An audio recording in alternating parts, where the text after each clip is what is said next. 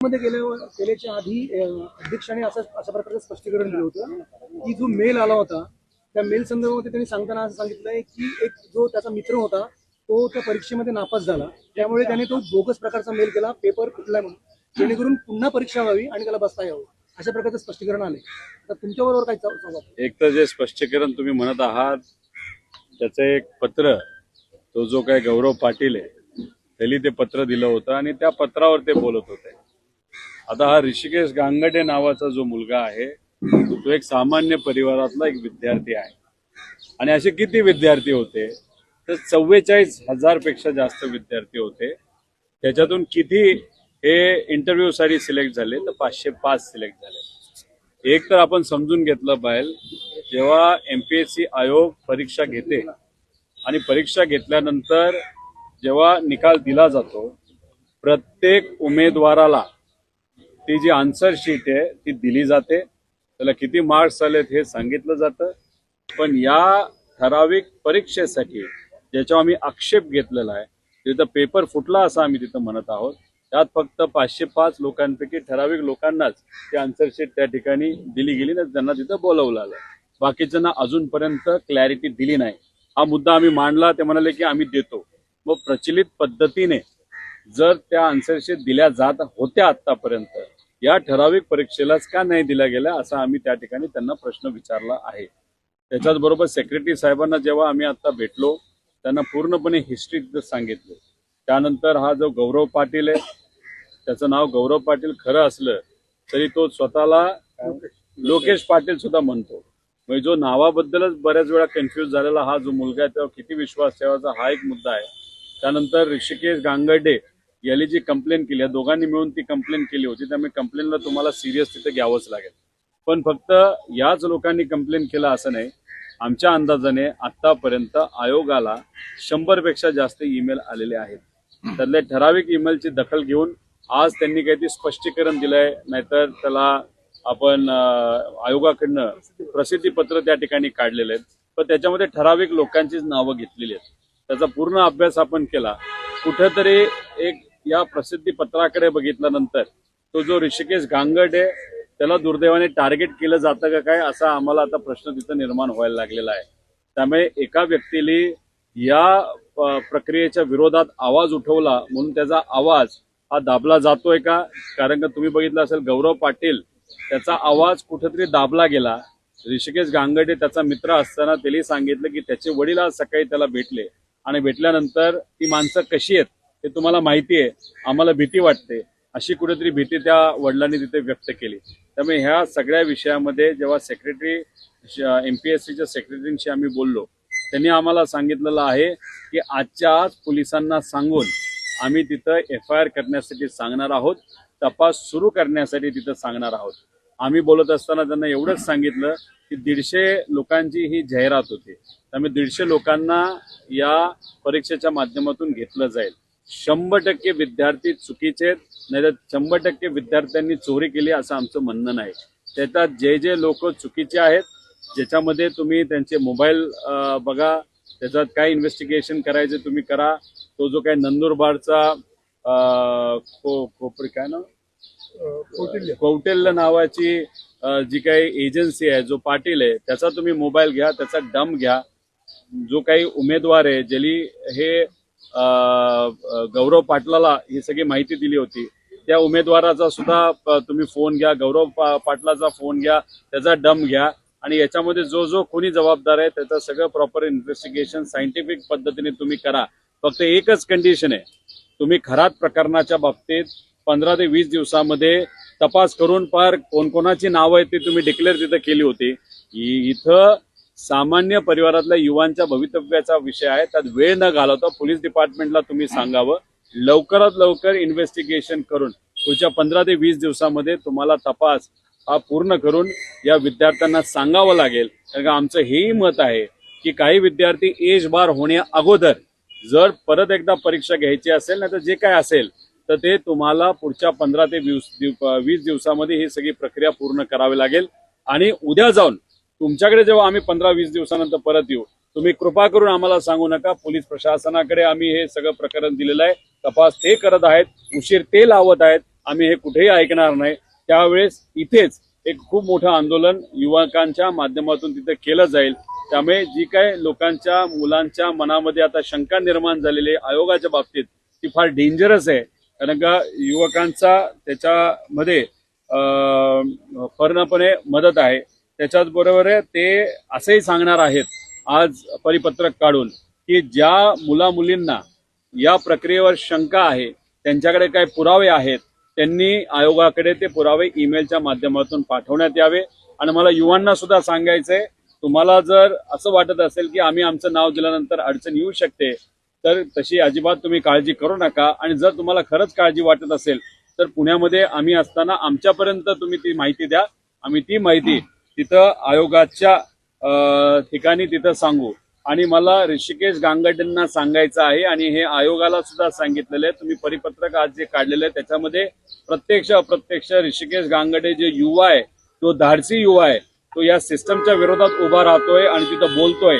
याला तुम्ही कॉर्नर करण्याचा प्रयत्न करत आहात आणि जर त्याला तुम्ही अडचणीत आणण्याचा प्रयत्न केला तर आम्ही सर्वजण म्हणजे मी तर आहेच, आम्ही पदाधिकारी आहोत, सगळे युवा आणि सगळे विद्यार्थी ऋषिकेश गांगडेच्या पाठीमागे भक्कमपणे आहेत.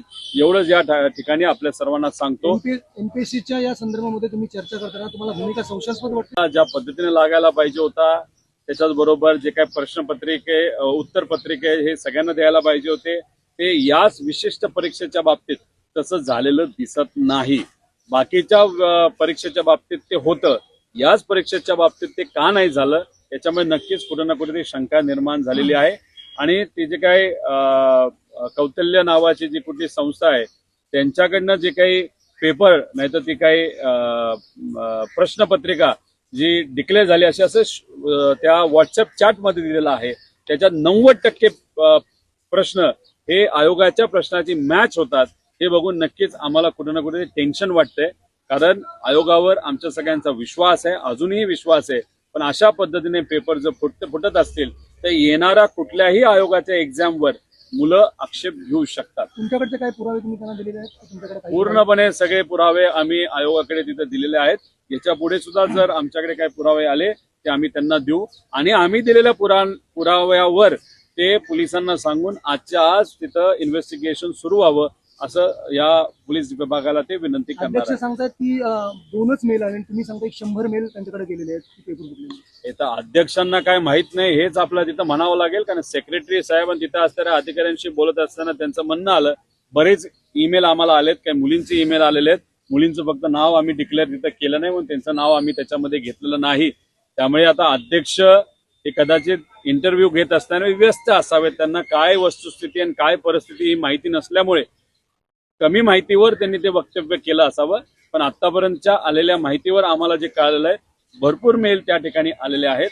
आता येत्या काळामध्ये त्या मेलची दक्षता नाहीतर नोटीस हे आयोग घेतोय का नाही घेत याचा सुद्धा तिथं आम्ही पाठपुरावा गंभीर नक्कीच करू. विषयांमध्ये सेक्रेटरी आणि अध्यक्षांचं कोऑर्डिनेशन नाहीये असं म्हणावं लागेल. दोघांमध्ये एकमेकांमध्ये ताळमेळ नाहीये इतक्या गंभीर विषयांमध्ये. एका बाजूला अध्यक्ष म्हणतायत आणि तुमच्या सेक्रेटरी वेगळं म्हणतात. आता अध्यक्ष सेक्रेटरींनी बसावं आणि योग्य अशी भूमिका एकत्रित त्यांनी त्या ठिकाणी मांडावी. आणि ह्याच्यामध्येच आपण जर बघितलं तर तेच आपल्याला सांगतोय की बाकी परीक्षेच्या बाबतीत आन्सर शीट त्या विद्यार्थ्यांना सर्व विद्यार्थ्यांना दिल्या जातात. पण याच परीक्षेच्या बाबतीत जिथं आमचा आक्षेप आहे तिथं पेपर फुटला याच्यातच कुठेतरी त्या ज्या आन्सर शीट आहे त्या तिथं दिल्या गेल्या नाहीत इतरांना असं आम्हाला कळतं. आता तुम्हाला काय उत्तर मिळालं आणि आता काय मागणी आहे तुमची? नाही, आता थोडा तरी वेळ आयोगाला तिथं द्यावा लागेल. आज त्यांनी आम्हाला सांगितलं की पोलिसांकडे आम्ही हा तपास तिथं देणार आहोत आणि पोलिसांना आम्ही विनंती तिथे केली. पोलीस काही अधिकारी तिथं होते की तपासामध्ये तुम्हाला लक्ष देऊन लवकरात लवकर हा तपास पूर्ण करावा लागेल. कारण का भरती प्रक्रिया आपल्याला थांबवता येणार नाही. आणि हे सगळं होत असताना जेव्हा तपास चालू आहे तोपर्यंत तरी जो काही निकाल लावायचा तो निकाल लावला जाऊ नये. पण ह्याच्यात 2 महिने 3 महिने असाच तपास चाललाय. जसं अजितदादांच्या बाबतीत तपास चालूच आहे त्यात अजून काहीच आपल्याला मिळत नाही तसं या बाबतीत होऊन चालणार नाही. तिथे अजितदादांच्या बाबतीत आम्ही आमचा पाठपुरावा करू. पण युवांच्या भवितव्याचा विषय आहे. अनेक विद्यार्थी एज बार होऊ शकतात ही गोष्ट माहिती असल्यामुळे आम्ही त्यांना स्पेसिफिकली सांगितलेलं आहे 15 ते 20 दिवसामध्ये याच्यावर तुम्हाला काही ना काहीतरी स्पष्टीकरण या सगळ्या पुराव्याच्या बाबतीत स्पष्टीकरण हे द्यावंच लागेल आणि कुठेही पोलीस डिपार्टमेंटली उशीर केला का आयोगाला उशीर केला हे आम्ही मात्र त्या ठिकाणी 15 दिवसानंतर ऐकणार नाही. ज्या दोघांनी तक्रार केली ते दोन तक्रारदार आज उपस्थित राहिले नाही, हजर राहिले नाही. असं आयोग म्हणतो. असं काय म्हणतात? आयोग म्हणतो. अरे आमदार म्हणून आम्ही तक्रार केली ना, आम्ही पुराव्यासकट तक्रार केली. काय फक्त उमेदवाराने तक्रार करायची असं कुठं काय रूल बुक मध्ये लिहिलंय का? कोण असं बोलत असेल तर आम्ही संवाद करायला तयार आहे. आणि त्याच्याच बरोबर जो गांगडे नावाचा मुलगा आहे ज्याने तक्रार केली त्याने मीडिया समोर तुमच्या समोर तो आलाय, सोशल मीडियावर आलाय, बोललाय की मी माझी तक्रार मागे घेत नाही. त्यामुळे जर असं अर्धवट माहितीवर कुठला आयोगाचा अधिकारी बोलत असेल तर मग उद्या बोला, कुठे यायचं, आम्ही समोरासमोर चर्चा करायला त्या ठिकाणी तयार आहोत. एक तुम्ही समजून घ्या, छत्रपती संभाजीनगरमध्ये विद्यार्थ्यांनी जेव्हा आंदोलनाचा पुकार केला होता त्यांनी जाहीर केलं होतं की आपल्याला आंदोलन करायचंय या ऑनलाईन पद्धतीच्या विरोधात. तेव्हा मी सुद्धा तिथं गेलो होतो, लोक मोठ्या संख्येने तिथं आले होते. त्याच्याचबरोबर अभिजित दिपके सुद्धा तिथे आले होते, काँग्रेसचे काही नेते आले होते, इतरही सर्व कार्यकर्ते पदाधिकारी आणि काही सामाजिक कार्यकर्ते तिथे आले होते. खूप मोठं आंदोलन झालं होतं.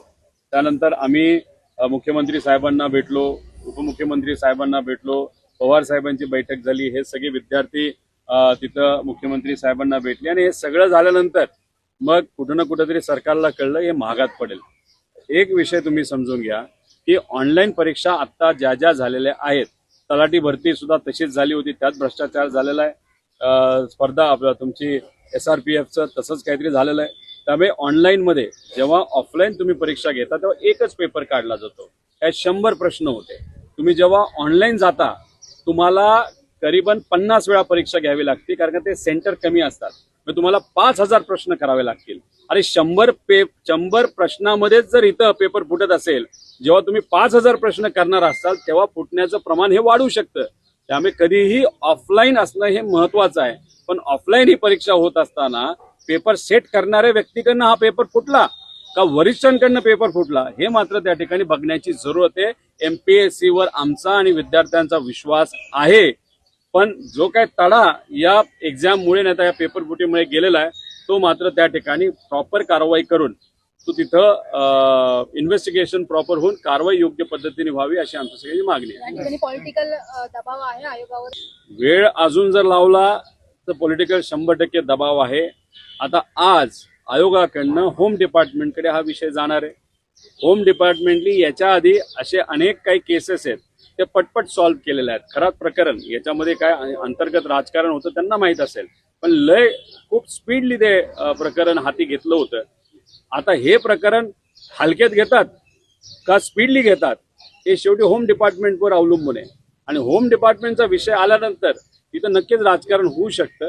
इथं आयोग स्वायत्त संस्था आहे, अजूनपर्यंत आमचा आयोगावर विश्वास आहे. इथं राजकारण होईल असं वाटत नाही, पण होम डिपार्टमेंटकडे गेल्यानंतर ते तसंच घोंगडं भिजत पडलं तर समजून घ्या की तिथं राजकारण झालं.